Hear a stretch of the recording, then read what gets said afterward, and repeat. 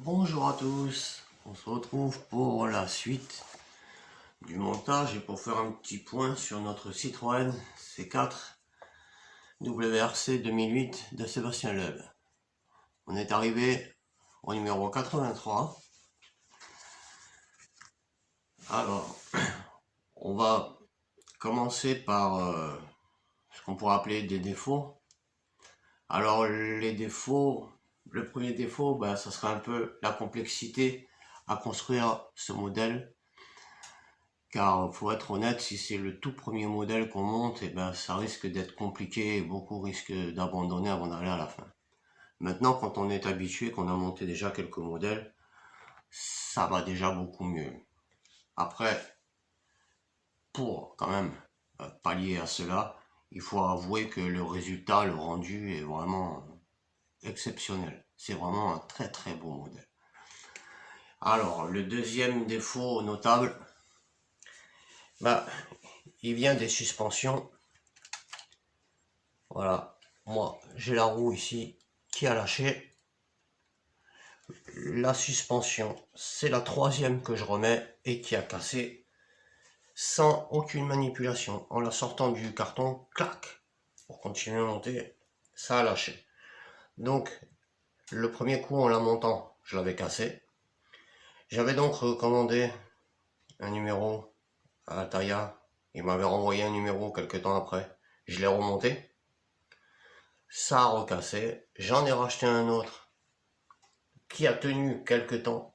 Et un beau jour, juste en la sortant du carton pour continuer le montage, clac, ça a cassé. Donc il faudrait vraiment, on nous a dit qu'il y avait une pièce qui allait arriver de rechange, mais pour l'instant on l'a toujours pas. Alors ensuite, maintenant, pour les points positifs. Eh bien la maquette, elle est vraiment magnifique de A à Z. Elle est pleine de détails. On va noter que rien que sur la petite poignée de la porte, on a le rouge et le bleu qui suit de la peinture. Honnêtement, pas de défaut de peinture, tout est vraiment très très beau, très très propre. Voilà. On a aussi le système qu'on a déjà eu sur beaucoup d'autres modèles, la Starsky Hutch, la Dodge Charger, etc. Avec la petite rondelle en dessous pour monter et baisser la vitre. Un petit regret que le filet, ça n'a pas été un véritable filet, que ce soit un bout de plastique, mais bon, c'est pas trop gênant, c'est l'intérieur de la voiture. Voilà, nos pièces sont donc superbes. J'aime beaucoup aussi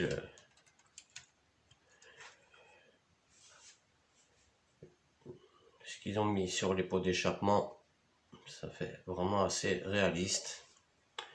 Bon, maintenant, on va passer. On a donc, à cette étape-là, installé nos piles avec la télécommande. Donc, on a le son, les lumières. Je me demandais une chose, c'est ces télécommandes, elles sont faites déjà pour plus avoir à mettre les doigts dans les petits, à l'intérieur de l'habitacle, appuyer sur des tout petits boutons avec nos gros doigts, arriver à rentrer nos mains dedans, c'était une véritable galère. C'est vrai que le fait d'avoir ces télécommandes, c'est quand même vraiment, ça apporte un plus. Ici, en plus, par exemple, sur le modèle la Supercar, la Ferrari, on avait ces télécommandes, mais on avait toujours aussi la possibilité d'appuyer sur la pédale d'accélérateur, la pédale de frein, etc. Donc de manipuler tout à l'intérieur de l'habitacle.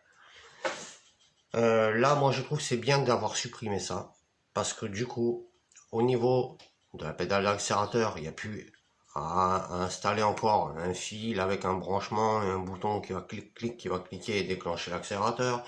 On n'a plus à enfoncer une clé dans le contact, comme on a eu sur d'autres modèles. On n'a plus à installer aussi un autre bouton sous la pédale de frein, etc. Un bouton pour le klaxon. Enfin voilà, toutes ces petites choses là qui nous embêtaient un peu la vie. Ici, c'est très simplifié. On a une puce avec uniquement 5 fils qui partent. Et ça suffit amplement. Et tout fonctionne superbement en plus. Alors, on a les codes phares ici. Donc, ce qui nous fait 2 fils. On a un fil pour les feux stop à l'arrière. On a un petit fil, bien sûr, pour le son et un fil pour notre alimentation. C'est tout. Donc là, c'est réduit au minimum et ça ne pourra que mieux fonctionner. Quand on voit la Batmobile Tumbler, tous les fils, le câblage qu'il y a, l'électronique, elle fera pas long feu, ça c'est sûr. Là, ici, on est vraiment sur, on pourrait presque dire du grand art. Maintenant, je me demande encore une chose. Normalement, voilà, si on a ça, ayant un bouton on-off sur la télécommande, parce que le truc qu'il y a, c'est qu'une fois que notre maquette est dans une vitrine, ce qui est vraiment pénible, c'est de devoir à chaque fois enlever la vitrine, d'aller tout... Bon, là maintenant on a ça, mais il fallait quand même ouvrir la vitrine pour mettre le bouton on ou off, sinon ça ne fonctionne pas. Alors je me demandais si certains ont déjà fait l'expérience ou pas, d'essayer de voir la longévité des piles si on laisse le bouton sur on. À partir du moment où on appuie ici sur off, ça devrait tout couper, mais je suis pas sûr de ça. Donc j'aimerais bien, si certains ont déjà fait l'expérience, qu'ils me donnent leur retour d'expérience si en laissant le bouton on éclairé au niveau du compartiment à piles, est-ce que les piles vont continuer de se vider même si on ne l'utilise pas? Voilà, ça j'aimerais bien savoir. Parce que là, ça vaudrait vraiment le coup si vraiment ça ne s'use pas plus vite, qu'on peut la laisser sur on à partir du moment où on n'oublie pas de l'éteindre sur off ici. On n'aurait même plus à ouvrir la vitrine, ce qui serait le top quoi. Voilà. Bon, on va passer un peu à l'essai. Voilà. Alors, je tiens à noter que le son est exceptionnel. Pour une fois, on n'a pas des sons pourris comme on a eu sur beaucoup d'autres modèles. Je dis bien beaucoup, beaucoup, beaucoup. Aucune marque n'est ciblée, mais ils ont vraiment fait beaucoup de merde. Là, honnêtement, le son ne grésille pas, le son est réaliste. Honnêtement, c'est vraiment exceptionnel. Je vous laisse écouter.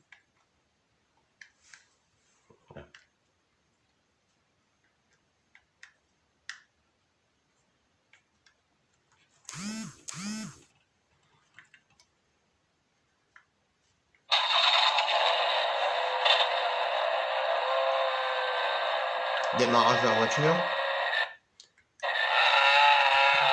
Et la voiture en action.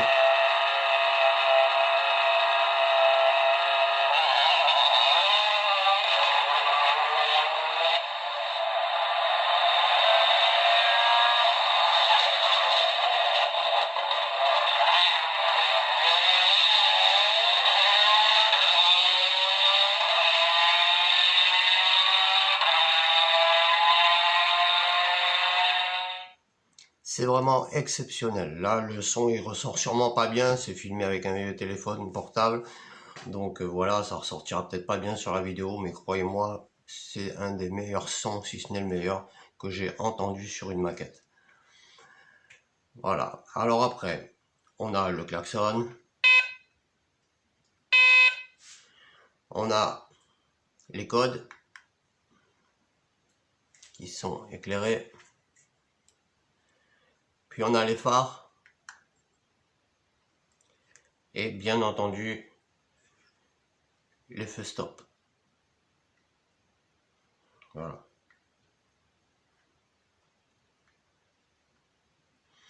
C'est vraiment très très sympathique tout ça. Voilà, on a fait à peu près le tour. On peut aussi dire que par exemple ça, c'est en métal. C'est super bien fait, super joli. Mais on peut aussi noter que sur notre habitacle, on a des parties en plastique comme les arceaux, où ils ont essayé d'imiter le métal, et c'est super bien fait car il y a vraiment très très peu de différence avec le vrai métal. Honnêtement, la voiture est super bien finie. C'est vraiment quelque chose d'exceptionnel. Il n'y a pas beaucoup de pièces qui font vraiment plastique, hormis le tableau de bord, si on pourrait dire, si on vraiment veut faire une petite critique. Sinon, honnêtement, je la trouve vraiment une très très belle finition pour cette voiture. Voilà, on verra ce que ça donnera une fois fini, mais vu la qualité du capot avant, du pare-choc avant, de la porte du chauffeur, du coffre arrière, La qualité qu'on a en peinture sur cette voiture, elle est vraiment fabuleuse. Vraiment, c'est fabuleux. Voilà. On a fait un petit peu le tour. Ah, on va noter encore une petite chose, mauvaise chose de la part de l'éditeur, puisque non seulement d'avoir augmenté le prix des numéros, maintenant ils s'en sont pris aux boîtes, qui étaient à 8,99 et qui sont à 9,99, qui ont pris 1 euro en cours de collection. Avoir augmenté les boîtes, je trouve ça vraiment petit, mais bon. Voilà, que voulez-vous? C'est comme ça. Voilà, petit montage à blanc vite fait, pour que l'on voie qu'on ait une approche de ce que ça va donner à la fin.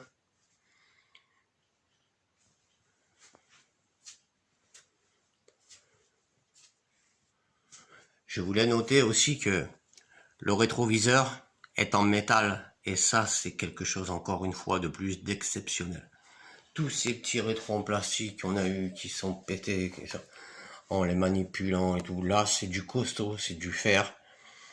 Honnêtement, c'est vraiment génial d'avoir fait ça.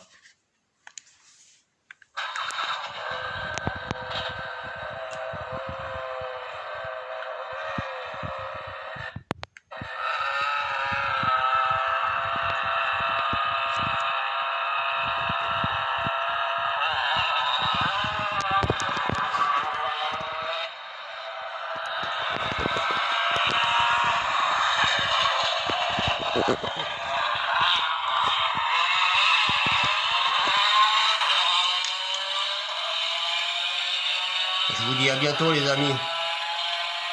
On se retrouvera pour la suite. Merci.